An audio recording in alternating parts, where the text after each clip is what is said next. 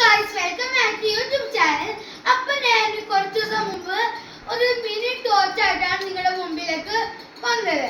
അപ്പോൾ അതേപോലത്തെ മിനി ഒരു ടോർച്ച് ആയിട്ടാണ് ഞാൻ വന്നേക്കണേ.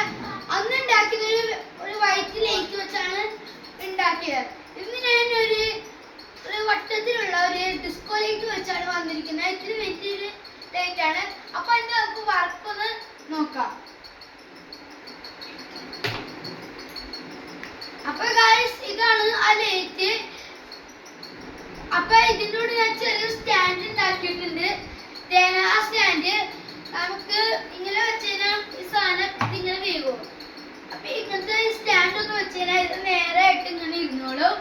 അപ്പൊ ഇഷ്ടപ്പെട്ടവര് ലൈക്ക് ചെയ്യണം, കമന്റ് ഒക്കെ ചെയ്യണം കേട്ടോ.